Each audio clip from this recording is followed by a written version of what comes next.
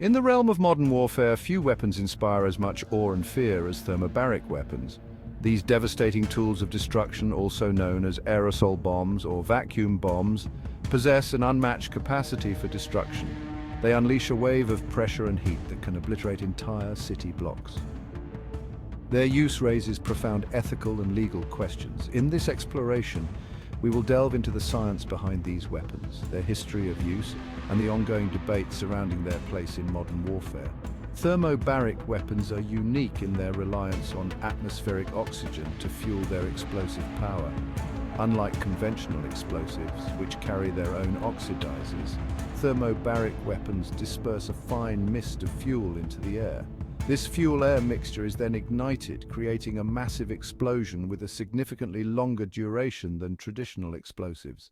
The result is a devastating combination of intense heat, overpressure, and a vacuum effect, leaving behind a trail of destruction and suffering. To understand the devastating power of thermobaric weapons, we must first examine the science behind their explosive force. These weapons operate on a two-stage detonation process that sets them apart from conventional explosives. The first stage involves the dispersal of a fuel aerosol.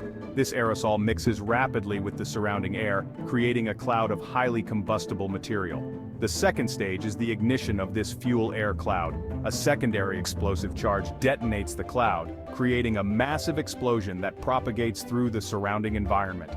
This explosion differs from conventional explosives in its duration and intensity. The blast wave from a thermobaric explosion lasts significantly longer, creating a sustained overpressure effect that is particularly damaging to structures and living organisms. The development of thermobaric weapons can be traced back to the mid-20th century, with both the United States and the Soviet Union pursuing their development during the Cold War. The United States deployed fuel-air explosives, a type of thermobaric weapon, during the Vietnam War, primarily for clearing jungle and creating helicopter landing zones.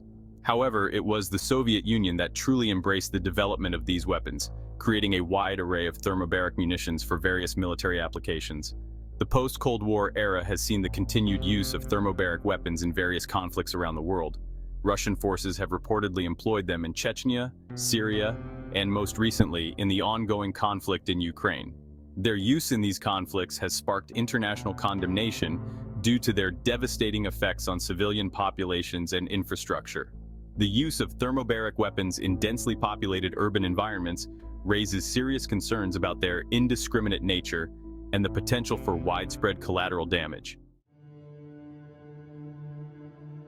The human cost of thermobaric weapons extends far beyond the immediate casualties inflicted by the initial blast. The combination of intense heat, overpressure, and vacuum effects inflicts a unique and horrific array of injuries on those caught within the blast radius. The blast wave can cause severe internal injuries, including lung damage, eardrum rupture, and internal bleeding, even at a considerable distance from the detonation point. Survivors of thermobaric attacks often face a lifetime of debilitating injuries and health complications. Burn victims require extensive medical care and rehabilitation. Many suffer from chronic respiratory problems, neurological damage, and psychological trauma. The long-term health consequences of these weapons add another layer of tragedy to their already devastating impact. A legal grey area, the debate over thermobaric weapons. The use of thermobaric weapons in warfare occupies a precarious legal space. Currently, no international treaty explicitly prohibits their use. This legal ambiguity stems from the fact that these weapons were not widely known or understood when major international conventions on warfare were drafted. As a result, their use is subject to interpretation and debate within the framework of existing international humanitarian law. Proponents of their use argue that thermobaric weapons are legitimate military tools when used against legitimate military targets, such as enemy bunkers and fortifications. They maintain that the weapon's effects, while undeniably powerful, are not inherently indiscriminate and can be used in a manner consistent with the principles of distinction and proportionality. However, opponents argue that the indiscriminate nature of these weapons and their potential for causing unnecessary suffering violate the fundamental principles of international humanitarian law. Beyond the legal debate, the use of thermobaric weapons raises profound ethical questions. Critics argue that the sheer destructive power of these weapons, coupled with their potential for inflicting indiscriminate harm on civilians, makes their use morally reprehensible. The suffering inflicted by these weapons, both immediate and long-term, calls into question the very notion of acceptable casualties in warfare. The ethical dilemma surrounding thermobaric weapons is further complicated by the fact that their use often occurs in the context of asymmetric warfare, where one side holds a significant technological advantage. This disparity in firepower raises concerns about the proportionality of using such devastating weapons against less technologically advanced adversaries. The question then becomes whether any military objective can justify the use of weapons that inflict such indiscriminate suffering. The devastating consequences of thermobaric weapons have prompted calls for greater international control and regulation of these weapons. While no specific treaty bans their use, several international conventions address the use of incendiary weapons, which share some similarities with thermobaric weapons in terms of their effects. The Convention on Certain Conventional Weapons, for example, prohibits the use of incendiary weapons against civilians and restricts their use against military targets located within concentrations of civilians. However, the CCW does not explicitly address thermobaric weapons, leaving a gap in international law that needs to be addressed. Several non-governmental organizations and advocacy groups are actively campaigning for a total ban on thermobaric weapons, arguing that their use constitutes a violation of international humanitarian law.